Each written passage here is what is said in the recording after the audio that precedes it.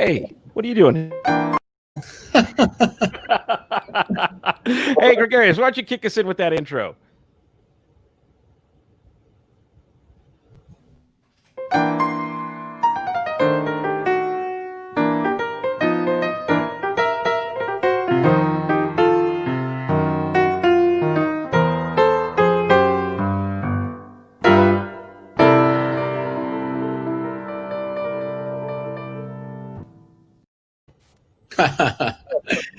How are you? In case you had any doubt about the streaming medium as a raw medium, that's your introduction.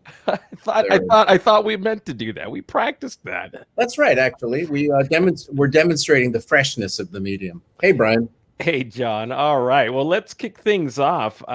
So, welcome everyone to Intersections, a weekly conversational jam session where we dive deep into the intersections among technology, innovation, culture, ideas, artistry.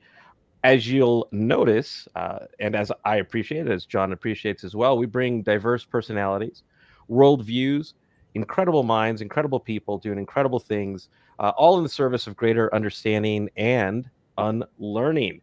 I'd like to introduce you to my co-host, John Kao, and also friend, whom I can't wait to see live in San Francisco in his new digs. I think we'll actually have a real world studio to play with.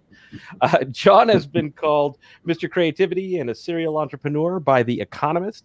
He's a thought leader, an entrepreneur. He's the author of the best-selling Jamming, The Art and Discipline of Business Creativity. This, I could go on, but one of my favorite things that I just love to point to is one, if you didn't notice, that is John playing the piano. That was improv. He does our intro and outro because he is a Tony-nominated producer of film and stage, amongst other things. John, hello. Hey, Brian, it's great to be with you. This is the high point of my week. It's like we get to have a reunion, and let me send some appreciation Brian's way, because it's a privilege for me to be partnered with him and to co-host the show. From a left brain perspective, his title is Global Innovation Evangelist for Salesforce. You can only imagine, but he's been described by Forbes as one of the more creative and brilliant business minds of our time. He's a multifaceted talent who combines anthropology with the ability to look into the future and also to decode all of the complexities and uncertainties of the digital realm. He's a keynote speaker. He's an advisor. He's a celebrated author of multiple books. I can't keep track of. I've been trying to catch up, and I've got them on my stack, but I can't really catch up. And so this nexus of digital transformation, innovation, and disruption is Brian Solis. Wow, John, thank you. Well, we have the privilege of getting to interview amazing people. And also, I got to tell you, John, not only is the show a highlight where I get to see you, another highlight is also researching who's going to be our invitees for future episodes, because the list is long, and there are some credible things happening now, and just such inspiring, motivating people who are changing and have changed the world. So, John, why don't you tee us up with our first guest? I couldn't be more excited to introduce Abby Posner. She's a new friend, but someone whom I'm already quite enthralled by in terms of her grasp of creativity. Again, a multifaceted combination of anthropology as a formal discipline, digital, and the human experience. I think we're going to find today that there's going to be a bridge between the humanistic approach and the digital technology business model approach. She, from a formal perspective, is the director of the brand unit, which is Google's creative think tank for agencies and brands. And really her mission, if I decode it correctly, is to help people decode what the deep DNA of the human experience is in the kind of new world of digital that we find ourselves in. So, Abby, I couldn't be more pleased to welcome you to the show. Well, thank you so much. Thank you, Brian, too, for having me. And I'm honored to be amongst such amazing minds, and yay for humanity, right? Yay for human beings. I'm so glad you pointed that out. Yeah, to your point about really trying to decode human beings and what really is their behavior that is so fascinating and so important. I think sometimes people forget, and we've talked a lot about this, John, that at the end of the day, everything we do, what we buy, what we sell, what we market, what we strategize around, right? What we create these complex models for is human beings. So, it all goes back to them and understanding who we are and what we need and, why we do what we do. So what do you know now, Abby, that you didn't know when we were just starting off on this digital journey, all of us in society? I mean, how has the journey kind of shaped your point of view? I think when we first started, we were just exhilarated and excited and mesmerized by what technology could do, the speed at which we could do things, how we could connect to people in places we never thought we could, and just the sheer kind of magnificence of it. But once we started acclimating ourselves to technology, as we've always been doing, I mean, there's always been technology, right? The fire was a form of once we discovered fire, that was a form of technology. Metallurgy was a form of technology. Coming up with a printing press was a form of technology. We always navigate around the complexity of these new things in our lives, and we start really adapting them to us and to what we need and how we can progress. So at first it was like these were these shiny objects, and then we started seeing how people took them and evolved them to make them something that was going to make our lives that much more edifying and more complete and quite frankly more human.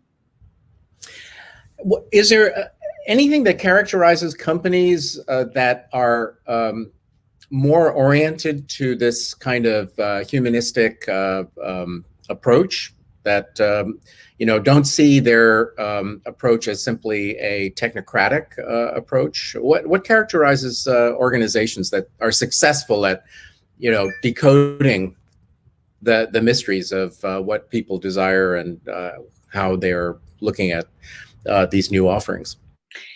I think it's a mindset. And just as we have the mindset that this is all about human beings and that human beings are actually, for the most part, pretty smart, and for the most part want to make the world better. I mean, they're outliers, right? And that's what happens. But for the most part, we try to progress. We try to make our communities and our families healthier, happier, more successful. When you have that mentality, it's gonna then spread and touch everybody you work with too, right? Whether it's your clients or your colleagues internally. And so therefore, there's this expectation, there is this kind of sense of positive intent, right? That everybody's really trying to not fight you, but actually build towards a common good. So what you see is a lot more of a collaborative spirit, a spirit of there's no zero-sum game, but really we all have to work together and build together. And when you build together, what happens is the whole is greater than the sum of the parts, right? Because you're not just bringing two different points of view. Those points of view build off of each other and create something even larger and more powerful. So those cultures tend to be a lot more network-based, a lot less hierarchical, and a lot more encouraging a sense of cross-functional collaboration. And then we're successful as a result. Sure, and that ties into your one of your superpowers, which is creativity, right? I mean, in some respects, you are able to bring that fire to the work I presume you do at the Google brand strategy team, but also to clients of all kinds. And how is that for you? What have you learned about the creative process in terms of being able to activate these relationships? Yeah, I mean, we've talked a lot about this, that creativity requires a number of different behaviors, skills, approaches, one of which is, like I just said, this collaborative approach. because creativity is essentially, if you decode it, to use the words I love to use too, it's really about the combination of unlike notions, concepts, theories, and once you combine them, you come up with new solutions. And so I've seen this day to day with my colleagues because we have this collaborative nature. As I said before, the intersection, to use the title of your great podcast, when we intersect these different minds, these different points of view, these different worlds, we inevitably come up with new solutions, right? Because as I said, that's at the heart of creativity. The other thing that is essential to creativity is a sense of psychological safety, because you're going to have to take leaps. You're going to have to go to the edge. And if you don't have that sense of psychological safety, and if you don't believe in the positive intent of your colleagues, you're never going to get there. So it requires a sense of bravery that can only come when everybody realizes we're in this together and we're going to support each other. And if we fail, it's not because of any failing of a particular human being. It's because this is what happens when you're creative. You have to take some leaps of faith and you have to go in different directions, and sometimes it works. And if it doesn't, you learn from that and you're more creative as a result. So net, it really is, it's not about being particularly talented necessarily, that only certain people are creative. And John, you and I have talked about that. Like, you have to be a musician to be creative, or you have to be an artist to be creative. It's really about being open to creating these intersections, being open to being brave and taking risks, and being open to other people and being willing to listen and learn from them. Yeah, I think people often confuse creativity and talent. Everyone is creative, because by definition, everyone has the ability to recombine ideas and come up with something that's novel, but not everybody can be Mozart or Einstein or Steve Jobs, right? So I think one of my missions, and I think your missions as well, is to instill that flame of creativity in everyone, and especially in organizations, that more traditional organizations that are optimized for efficiency and for rationality. They extinguish creativity almost either intentionally or mostly inadvertently, because it's not what they're focusing on, right? So they don't have that notion of psychological safety and tolerance of ambiguity and so forth and so on. And also, I think you and I have discussed this notion that creativity is perceived as, in a way, being something soft. And you and I are experimenting now with this whole notion of a really assertive jam session, where if somebody presents you and me with a problem, we're going to wrestle it to the ground almost in a red meat way, and demonstrate how it's possible to, rip it apart and put it back together in a relatively short period of time. Right. Yeah. I mean, to your point, I think people also feel like, well, creativity is somehow just for the advertising or entertainment world, right? And they don't realize that not only is everybody creative, but almost every solution, if it's worthwhile, right, if it has lasting effect, is probably an outcome of creative thinking.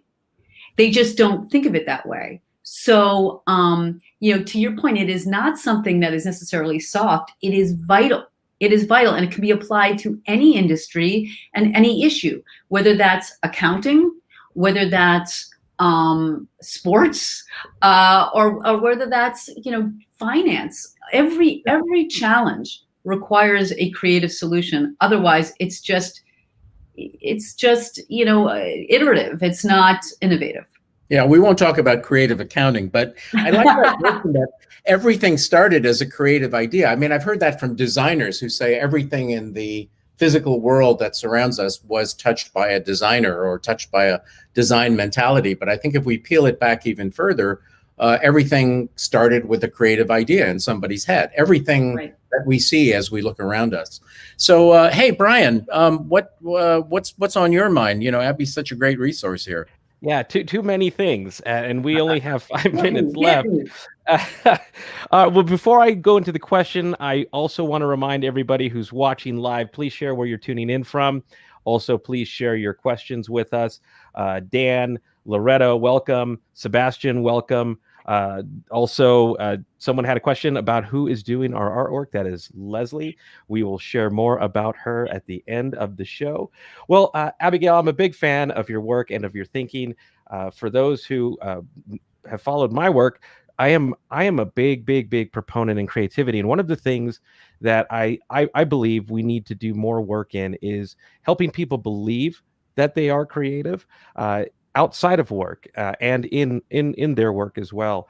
As Sir Ken Robinson famously said, may he rest in peace, was that we get programmed out of creativity and we get programmed into a more linear way of thinking and a more hierarchical way of looking at the world. How can we as individuals take that big C or little c creativity and instill it in our everyday lives?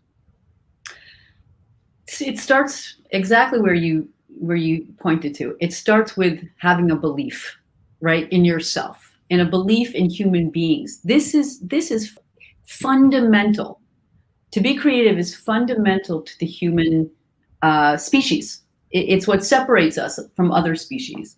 And so if you start with that understanding, and that, yes, maybe we have been conditioned by school or whatever it is to believe that we are not, strip yourself of that conditioning, because it's not what's core to being human. So start with that sense of belief, and that sense of belief that you can do it, right? I think so much of what holds us back is just a lack of confidence in ourselves, just a lack of belief that we are able to do these things. So once we actually get to the point of realizing, yes, human beings in general can do it, then you have to say to yourself, and I can do it. Now, we can think of 101 plus examples of probably coming up with creative solutions every day and not even realizing it, right? So like, I think about people who enjoy cooking.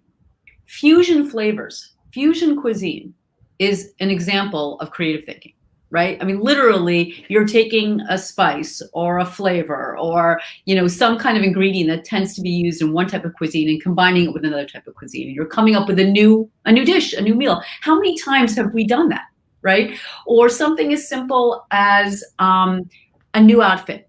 Let's say you have a blouse or a pair of trousers from a look from 10 years ago. Right, I certainly do. And then I combine it with something I just bought online, of course. And all of a sudden, I've got these two things from two different genres of clothing, two different, times in fashion, and I put it together, and I have a new mishmash. I have a new outfit. You see it, by the way, on the internet all the time on YouTube. I mean, so much of YouTube is what I call this synaptic play, is bringing these different clips and videos and genres and putting them together and coming up with ideas that somehow they're from different worlds, but they somehow connect. So it's happening more than we realize. It's probably happening amongst our children, amongst our friends, and we just have to be open to realizing these are examples of creativity and that we're probably doing it ourselves. We have 1 minute left, John, and I got to ask this question. That's go ahead. Go for it. Because I've actually studied this and would love to hear, Abigail, your views. Is social media killing creativity or improving it? Oh man, this is not a 1 minute answer. I can give it to you in 1 minute, which is no. That's 1 second. But the answer is absolutely not, because social media, and we did a deep anthropological analysis of this, actually, looking at all different types of social media. But in a nutshell, what social media is allowing us to do, because of the give and take of it, right? I mean, my mom basically just looks at Facebook, but most people use social media as a way to put themselves out there and engender a response. And it's through that response, it's through that exchange of insights and ideas and feedback that you actually figure out what works for you. What's right, whether it's you're opening up a new company and you're putting it out there to see how people respond, or it's a new hairdo and you're taking a picture of it and you're seeing how people respond. All of that exchange is allowing you to build a sense of self, and what I call kind of self-creation, really, through others. So in a way, you are becoming that much more creative by putting yourself out there, by being brave, by asking for feedback and combining those different pieces of feedback with your own sense of self and coming up with an even greater sense of who you want to be and where you want to go. Wow, and nailed it within time. What a Okay. what a wonderful response, Abigail, and what a wonderful gift to have you on today's episode. John, maybe you could send us out and bring us into our next guest.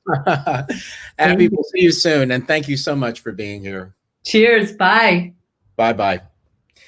All right. Well, this is an embarrassment of riches here. Our next guest, also a friend, but I would say an old friend. Not that we're so old, but I've known Scotty since the late 70s.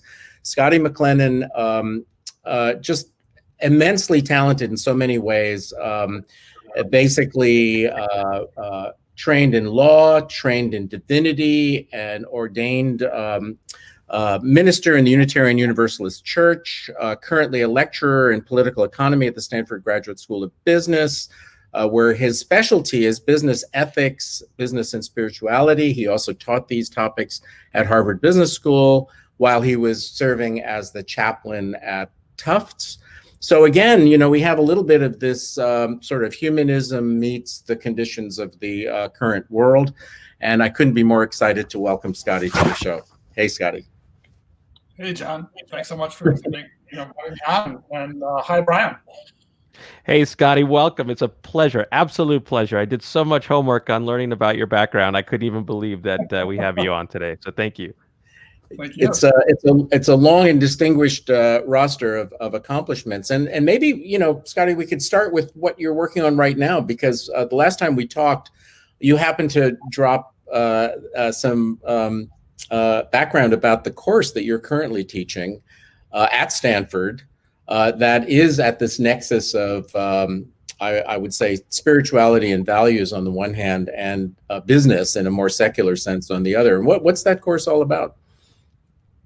What's called Finding Spiritual Meaning at Work, Business Exemplars. And I'm able to bring in various business people who've tried to integrate their spiritual and their business life, and in some cases their religious background with their business life.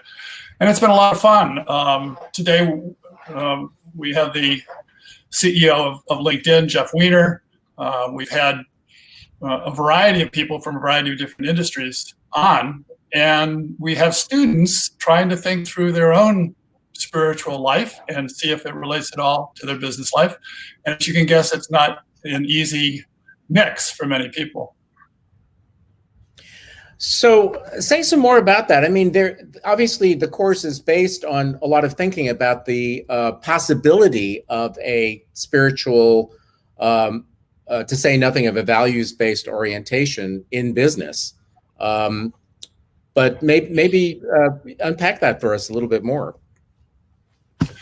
So I think all of us are searching for meaning and purpose in our life. And I was listening to Abigail about creativity and the requirements of openness and bravery and your belief in yourself and also your belief in other people.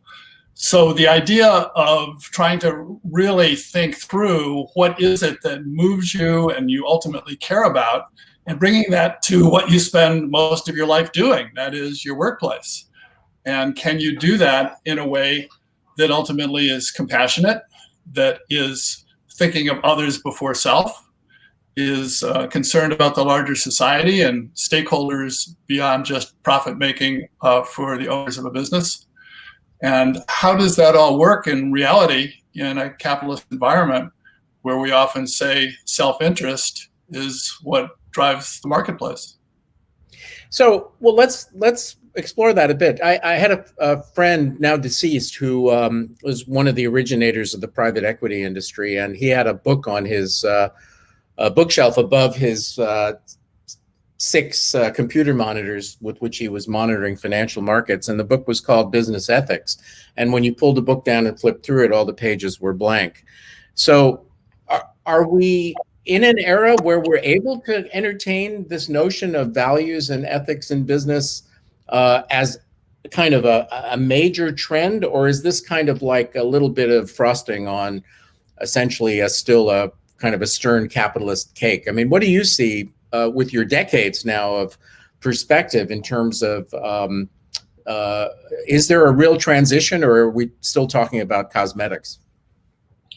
I think there's a real trend. I've been teaching business students, as you say, since the late 80s. And I find them much more concerned now about issues like the environment, issues of discrimination in the workplace, what's going on with the Black Lives Matter movement and the Me Too movement and so on.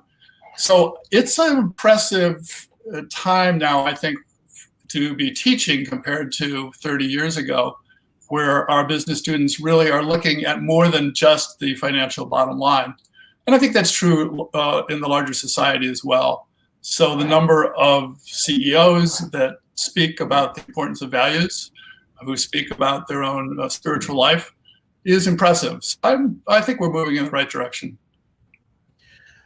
At the same time, I remember when we last talked, you said that there was a way that people who had flexibility in their lives could kind of compartmentalize, so that the storyline that you sometimes or frequently encountered was, I'm at Stanford Business School, which is a very muscular degree. I'm going to go out and make my mark in the business world and achieve some net worth. And then I'll have the ability to either be philanthropic or to explore my inner landscape and so forth and so on. And that there's something fundamentally flawed about that logic. I mean, you, for instance, after you got your, pile of degrees in law and divinity, went and practiced public interest law for like 9 years in Dorchester, Massachusetts. I mean, you didn't go and join Skadden Arps or to be their conscience, for a nice big, partnership draw or whatever. I mean, you went out into the streets, and that was your sequence. So what's up with the idea that I can go to Stanford, business school and make my pile and then be spiritual? Why doesn't it work? It's true that there are a lot of people who say just that. Students and business people I've spoken about, that now's the time to work hard and be productive, and later will be the time to give back and be philanthropic. And we just had a speaker in the other day from a Hindu background, and he was talking about the Hindu stages of life, from the stage being a celibate student to the second stage being the homeowner, family person and productive business person. And then the third stage, time when you've been learning and earning, and now you're giving back. And the fourth stage, which not too many people get to, where you're going off mystically into the woods. But I think a lot of our students do think that way, that they'd like to make their money first. They have their debts to pay off. They want to establish a family, and then they think that they can give back philanthropically later. And they have models like that for that, like Bill Gates.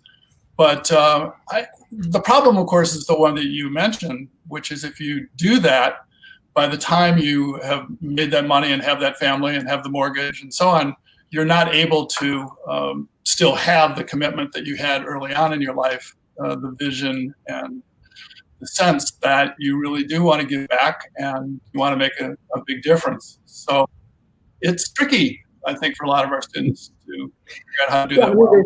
There's something about the vulnerability of going out into the world as it really exists, as opposed to being cloaked in an MBA or some other great graduate degree that automatically gives you a ticket to a certain kind of career path, but to actually put yourself at risk of seeing the condition of the world as it really is, because that, I would think, would inform your moral compass much better than getting on the partnership ladder at the Boston Consulting Group or something like that. I also wanted to ask you about your thoughts about business ethics, values, spirituality, even in relation to this explosion of digital culture. We have a world now that's increasingly wired up, especially during the pandemic. People are connecting virtually, social media, et cetera, et cetera. Even this show is kind of a symptom of this new wave of activity. And do you see any sort of ethical or spiritual issues emerging? I mean, is this the Chardin, kind of noosphere, finally come to earth, or are we talking about the potential for, a lot of unethical behavior? Well, we're certainly seeing that story played out with social media and foreign intervention in elections and all kinds of other things. We're seeing it played out in privacy arena. Where do we have any privacy left? We can look at what's happening in China and concerns that many have raised about the surveillance state and so on. So there are a lot of issues, I think, and then of course, big data and artificial intelligence and how much of our lives are now subject to others. And we think we're just having a good conversation on social media, but in fact, that's all being monetized by somebody else. So there are tremendous ethical issues. And there's a human-centered artificial intelligence center that's been started at Stanford to address a lot of these kinds of issues. So I think there's plenty to worry about in terms of what we're doing on these platforms.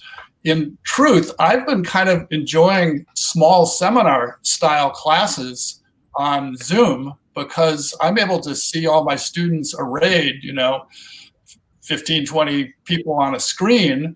And it's easier than in a classroom where I'm always, looking to the left and right and seeing if I have people's attention and engaging them and so on. They're all right there in a discussion-based class, and I'm able to see every facial expression, and we can engage in some new ways that I think at least some of my students find quite exciting.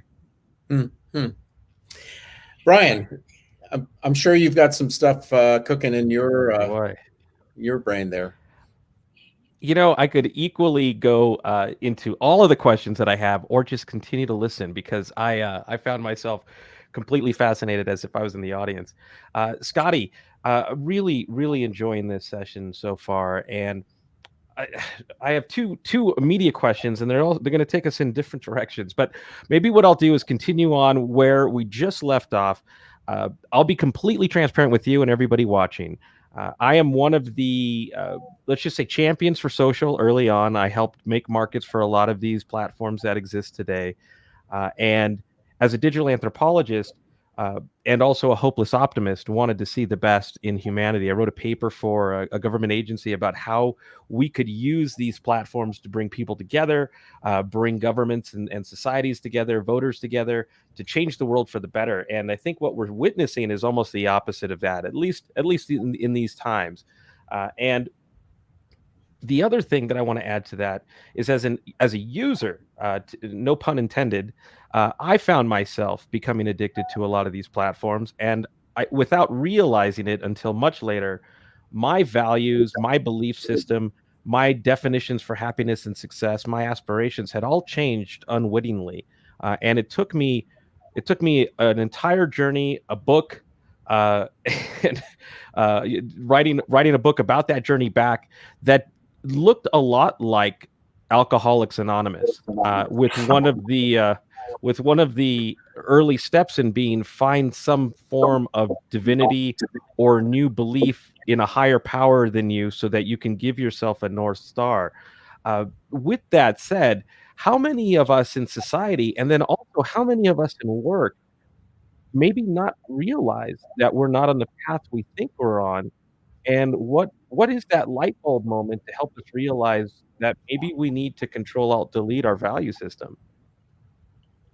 Well, that is so important and so powerful, to think about the potential of social media from an addiction perspective, and about higher power and connection to that as a way to pull us out and pull us back to ourselves. I was impressed listening to Abigail when she began to talk about social media and the value in projecting yourself through the media, but also the power of exchange. I wanted us to go a step further and say self-projection can't be what we really want to be doing if we are not going to be addicted in the way you're describing, Brian. And exchange is the next step, where we're really creating community. But beyond that is some sense of transcendence, of really getting outside of self and having a vision of a larger community. And if I can be indulged with speaking from a divinity perspective for a moment, God may be considered not just as the creator of the universe, but as ongoing creation.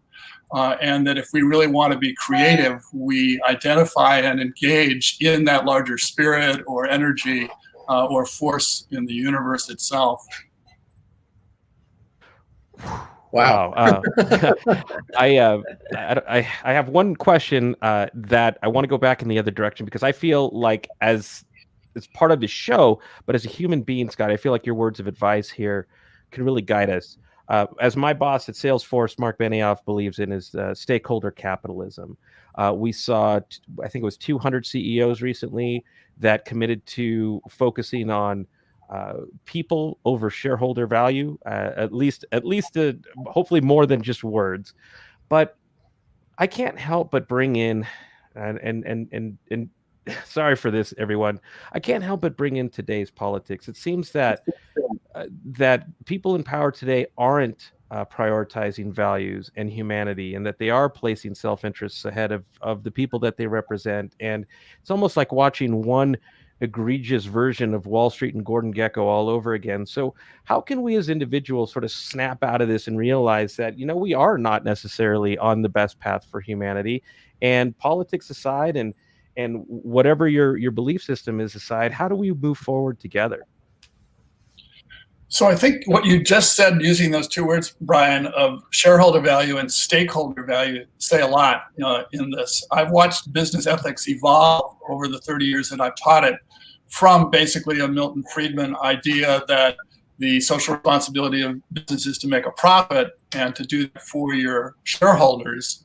The owners are really the only stakeholder, if you will, to a vision of business and the larger society as stakeholders. That there are many of us. We have to think about all constituencies. We have to think about how we're affecting not only the owners in business, but our employees, people in the local community, our producers, our distributors, the government, all kinds of different stakeholders. And that vision, I think, then can move you towards a larger understanding of, if you will, passion, that is caring for others well beyond just making a profit for your shareholders. Now, shareholders can resist that and say, well, wait a minute, what are you in business for anyway? And we are trying to affect the bottom line. And my response to that would be, if you really do think about all of the stakeholders, you will affect the bottom line. You will be a successful company. You will be trusted, and so on. So that's my sense of it. Yeah, it's a new culture of inclusion. I love it. Inclusion is, I think, a key word in integration and bridge building. That it is ultimately about all of us, because we are all part of the system. And so the system has to both reward people, companies, for creating unique value propositions. But on the other hand, it can't be at the detriment of some notion of the well-being of the whole. So I could talk to you all day and night, Scotty. And I think Dan Holden's words here, if you could see him, most powerful and relevant discussion I've ever heard. Thank you, Dan. Scotty, thank you so much for being on the show. And I hope to find our paths crossing, not just sooner than later, but many times in the future. So thank you. And thanks to both of you for what you're doing. This is wonderful. Bye. Thanks, Scotty. Take care. Wow. I need a moment. I know. I'm in a cold sweat here. Oh boy. All right. Well, I can't even tell you how excited I am for our next guest. She is one of the most incredible people that I know and follow, and so much so that I had to write down what I need to say about her, because and I actually had to curate what I was going to say about her, because it's just such an incredible background. Please, everybody, welcome Alison Levine. Alison, hello. Hello. Hello. Oh my goodness. I love the background. Okay.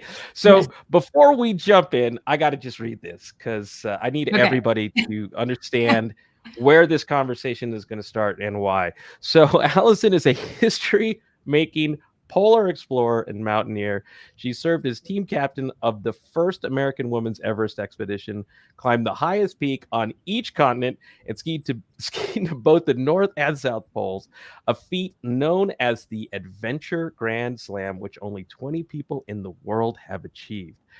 In January 2008, she made history as the first American to compete in a 600-mile traverse from West Antarctica to the South Pole, following the route of legendary explorer Reinhold Messner. Just a couple more things to go because this builds. She's now a renowned leadership advisor and one of the most popular keynote speakers on the business and leadership circuit. She I think we all aspire to be her.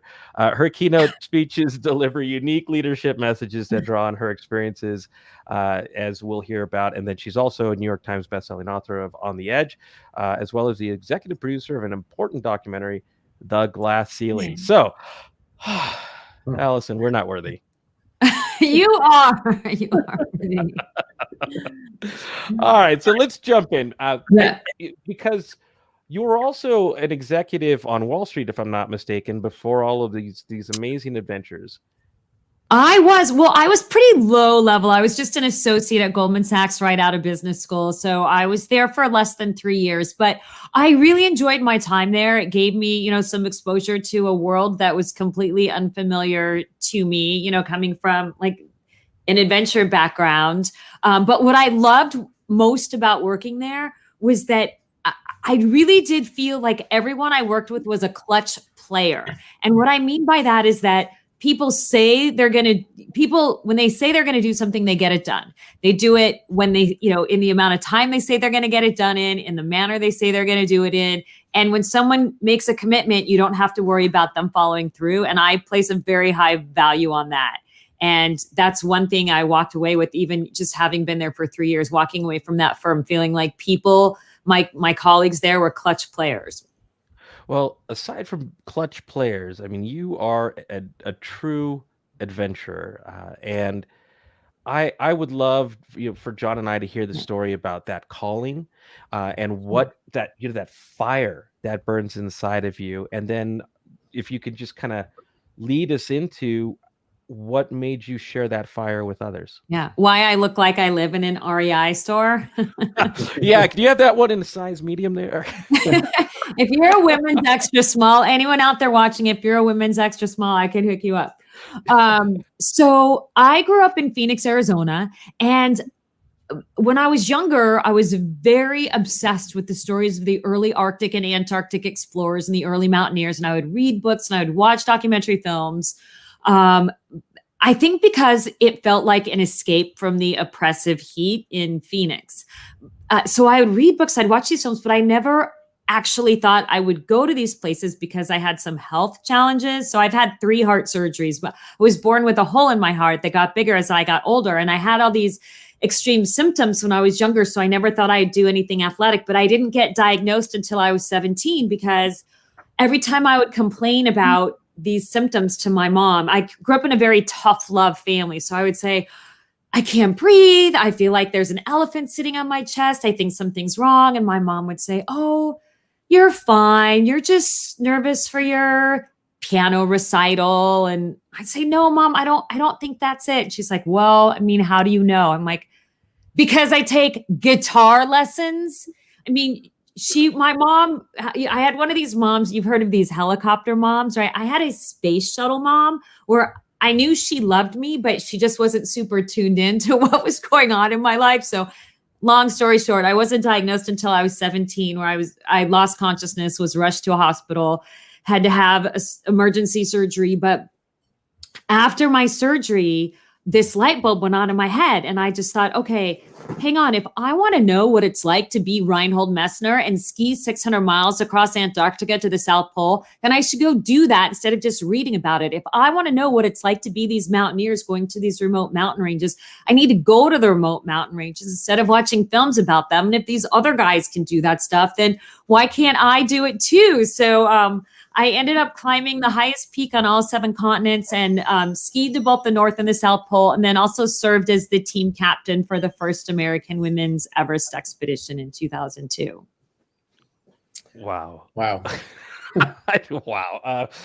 All right. Well, you have found, aside from these incredible adventures, that there's a correlation from mountain climbing and these experiences to the world of business. I'm so sorry. Can you hear it? My dog is crying right here. And I apologize. Normally my husband tells him to take care of him, but he's just like, my husband's not here at the time. So he's sitting at my feet crying. Well, he sounds like he has something to say. Well, he just got neutered a couple days ago. So that could be part of it. Alison, what did you do? What'd you do to me? It's probably what we're hearing right now. Well, on that note, what a great segue to you've not only been successful in these incredible fronts, and at some point I want to come back and ask you about making that leap from book to the actual adventure, but you've also successfully translated these experiences into the world of business and leadership. And I mean, I just love to know, one, I mean, I see it, I follow your work, but how did you get there? And what did those lessons really carry for people who are and aren't willing to listen? Well, there are definitely a lot of parallels. So I worked at Goldman Sachs just for a few years, but I also spent over a decade in the pharmaceutical and medical device industry, both on the sales side, the marketing side, the business development, and I worked internationally in Southeast Asia for a year doing business development in 7 countries for a big pharma company. And so a lot of the lessons I learned in business actually really helped me survive in the mountains, and then vice versa. Lessons I learned in the mountains helped me survive in business. So there's so many parallels between, what do you look for a team? What do you look for in teammates, right? How do you recruit people are going to be successful in really tough environments? How do you continue moving forward when you don't have great visibility? How do you figure out how to use fear to your advantage? Because people will often say to me, how are you not scared when you go to these places?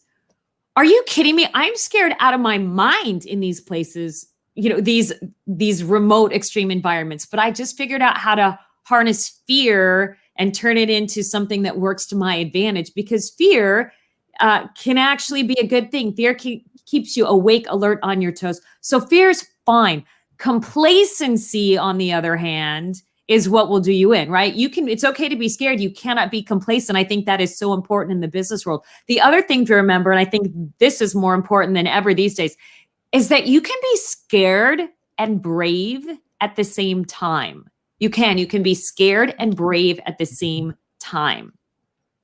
So, and going back to looking for teammates, what I learned in these remote, when I'm going to these remote environments, the things I look for in teammates when I'm going to the mountains are the same things I would look for in teammates in business, right? You want people with what Coach K, I was on the board of the Coach K Center on Leadership and Ethics, and he wrote the foreword for my book. And he taught me something really important about recruiting a team that I think about in business and in the mountains. You want people who have a strong ego. People typically think of ego as something that's bad. I agree with Coach K in that ego is something that is good. What Coach K looks for when he's recruiting a team, and by the way, he is the winningest coach in the history of Division I college basketball, and was the coach of the U.S. national team. We brought, our Olympic team, men's basketball team, brought home several gold medals. He said the important thing is ego. You want people who are good and who know that they're good, right? He says, I don't want LeBron James to come out onto the court and be a wuss. I need him to be LeBron James, right? With all of that confidence. So you want people who have a strong sense of performance ego, right? People who are good and who know that they're good.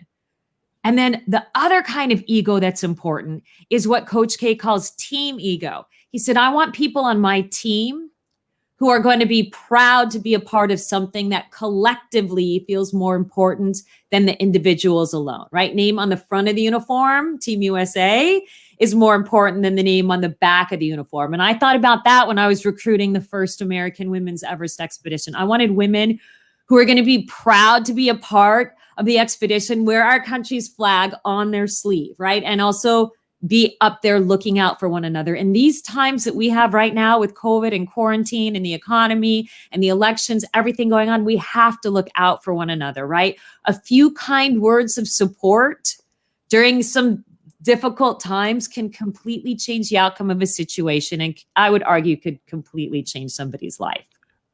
Oh my goodness. I find myself having to take a minute after every one of your answers to regroup. John, I have one. That's because I ramble.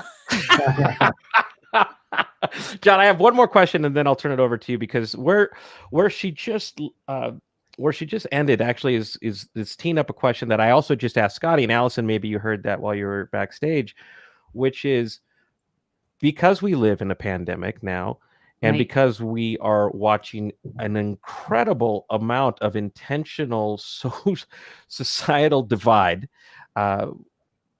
fear and complacency and bravery and ego and team ego, I mean, they all seem to apply to these times as well. Yeah. So how do we, snap out of all of this Facebook and news and sensationalism and just breathe and get back to ourselves so that we can work, as individuals and as a community together for a better place for all of us? Yeah, I heard your comments on Facebook. I was thinking about my own journey with social media recently. I've actually kind of been avoiding it recently, and I noticed a big change in myself when I stepped back from it, especially Facebook, I think. So I'm not really on Instagram, because I was only posting pictures of my dogs anyway, but I find that when I take a break from social media, it forces me to engage more in person, and I talk more on the phone with my friends, and I FaceTime with my friends more, and I spend more time in person with people I care about. And instead of spending all this time on Facebook with people I don't really even know, I want to spend time and engage in a meaningful way with people who are truly important to me. And not that all of our social media follows aren't important to us, because they are, but it's different, and we all know it's different. So for me, just remembering, and this is something you learn in the mountains too. And I'm going to tie this into social media, but just remember, the best, strongest climbers can have a bad day on the mountain. And don't assume that just because somebody has been a strong performer, or somebody always seems great on social media, or someone seems strong in business, right? They got the promotion, they got the raise, they got the recognition at the company meeting, right? They're strong on the mountain. Don't assume that those people do not need a few words of encouragement and support, because everybody, right, has that day where they just could use a boost. And it's so important to engage with the people who are in your life in a meaningful way, and share a few words of support and encouragement, and remind people how important they are to you. Don't assume that they know it. Remind people, tell them that they are important, especially in business. And one really easy way to do that without being like, hey, just want to tell you you're important, because then you sound like a big dork. I'll just use an example from, I was deputy finance director on the Schwarzenegger campaign, right? During the recall election in 2003. I will never forget this. One of the early days on the campaign, and Arnold Schwarzenegger walked by me in the hallway, and he probably didn't even know my name, but he walked by me and he said, "How's our mountain climber doing today?" And I thought, wow, this guy took the time to learn about something that was important to me personally. Not important to me business-wise, but important to me personally. He didn't walk by me in the hallway and say, "Hey, how's campaign finance going? Did you get Mark Cuban on the phone? Is he sending us a check? What does the money look like this week?" That's not what he said. He's like, "How's our mountain climber doing?" And I mean, he probably didn't even know my name at the time, but he took the time. And I thought, if he did that with me, he probably did that with everybody on the campaign. And that made me want to work harder. That is how you build trust and loyalty, right? In business, in the mountains, in politics, is you make sure people know they're important to you. And for people to know, they want to know they're important to you as a person, not just as someone who's doing a job for them that's going to help them succeed. Wow, John, I'm going to turn it over to you, but just know that you could add another 2 minutes to the timer. So really? That way. Okay. Yeah, I have two questions that each shouldn't take more than about 20 minutes each. So we're in good shape. So I wanted to go back to this question of fear. I actually wrote a piece for Forbes about a month ago about how to convert fear into activism, drawing from some of the psychological literature. And of course, in the pandemic, we're seeing a lot of people turn into couch potatoes who are doing a lot of Netflix, but you're seeing a lot of people starting companies and, actually being more active. And that's the fight or flight syndrome, right? I mean, it's kind of like we're going to flee to our couch, or we're going to fight our way out of this and create something new. So I really resonated with what you said about the importance of fear. And I wanted to unpack it a little bit more, because stuff about how to mobilize the physiology of fear, which is really nothing more or less than physiological activation to actually push yourself further. What have you learned about doing that we can all kind of benefit from? The how-to of mobilizing fear. So one of the most vivid memories of fear that I have was going through this area called the Khumbu Icefall on Mount Everest. You guys can Google this. I mean, not right now because I'm still talking. Wait till I'm done. Wait till this is done. Google the Khumbu Icefall, and you will see it's 2,000 vertical feet of these big, huge ice chunks. Okay. These ice chunks are the size of small buildings, and they're constantly moving because what happens is the sun comes up, all the glaciers start to melt. So these big, humongous building-sized ice chunks start to shift around. So you're in constant danger of being crushed. And then there's these big, huge open crevasses throughout this ice fall, which are these big openings in the glacier where you could fall hundreds of feet to your death. So they span these rickety aluminum ladders across them so you can get from one side to the other without falling through. So that is where, like, I would get to the edge of this huge 100-foot crevasse and on top of this rickety ladder. And I'm looking down just going, oh my God, oh my God, oh my God. And just this fear and knowing that I had to go across so many of those ladders multiple times. And that's when I really remembered, okay, you can be scared and brave at the same time, because you have to keep moving, and just realizing, okay, if I'm not scared, then I'm not paying attention. So now when I think about being scared, I'm like, okay, I am scared right now. This just means I'm aware of my surroundings and I'm paying attention, and it's going to make me more cautious, but it's not going to paralyze me, because once we know we can move through fear, we can do it again and again and again. So I have that voice in my head now that says, Alison, you've been in these situations where you were scared before and you kept going. And what you have to realize is that you just have to put one foot in front of the other when you're scared.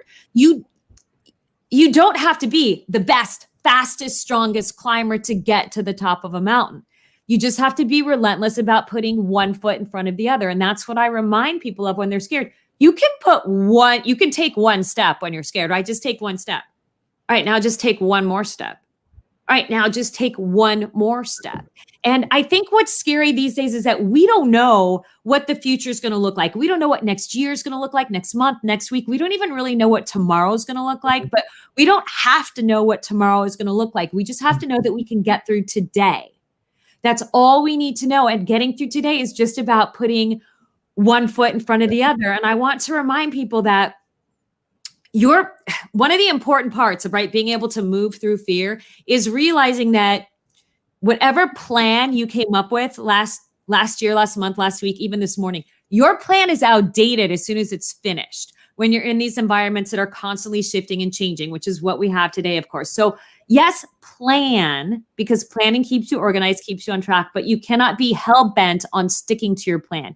You have to be much more focused on executing based on what is going on at the time. And I think once you realize you can let go of your plan, that helps you move forward in the face of fear as well, because that's what creates this fear and anxiety. Oh crap, I have this whole plan and this is the way everything's supposed to be going and it's not going that way, and it creates all this anxiety. It's okay. Forget your plan. Your plan is merely a guideline. Your plan is something that's going to be malleable, that's going to change constantly as the environment changes. So just know your plan will change, your position will change, your strategy will change, and just it's okay. Just keep going one foot in front of the other. I'm really glad we talked about this. I wish we had more time, but there are several things that really stand out for me. One is that the whole notion of practice and the idea of repetition, which psychologists call exposure. So the more you allow yourself to be exposed to the thing that you're afraid of, the more manageable it becomes. The second thing is taking something that's very big in terms of the big challenge and breaking it up into much smaller pieces so that, you may not be able to climb to the top of Mount Everest, but you can put one foot in front of the other Yes. at the moment, right? And then the third thing, which I thought was also really interesting, was the notion of putting the plan aside. And if you're driving a Formula One car, you don't have time to reach behind you and read your plan while you're going at 190 miles an hour. Right. You have to be present and you have to be horizon focused, and then you have to manage your inner emotional state. So I love this part of the conversation. I feel like I learned a lot, and I hope I'll send you a link to that fear article because I'd be curious to know what you think. I'd love to see it. Brian, I think alas, the witching hour is upon us. Can I come back another time? Oh, please. Love it. I would love to come back again. Yeah, we could talk about my self-pull trip, but lots of stuff about weakness. It's a trip where I learned so much about weakness and being okay with weakness. The other thing I wanted to explore, which we could perhaps talk about next time, is, I did a study of the technology to conquer El Capitan, ranging from the 19th century siege approach, which took months, to the freestyle, do it in like a matter of some hours. So there's a whole story of innovation around extreme physical accomplishment that I think would be interesting to talk about as well. Yeah, I'd love to chat about that. Yeah. I would love also to sort of balance it out with bravery as well, and how we can find that, because I don't know that it's something that for most of us is easy to stoke and then move in an entirely new direction. So Alison, we would love it. Thank you so that'd be great. so Thank much. you so much for having me today as your guest. It's been great. such a pleasure. Thanks. Thank you, Alison. Right. Have a great John. Oh my God, that was something. I need a drink. I just want to sit down and savor every minute of this conversation. Already. It's 11:30. Woo! Well, the yard arm. John, I congratulations. This was a fantastic episode. Thank you for bringing on some of your friends as well. I one of the things I love about doing the show with you is just learning and being motivated and inspired every single time. So thank you. Thank you, Brian. So great. Hey, Gregarious, have John take us out, would you?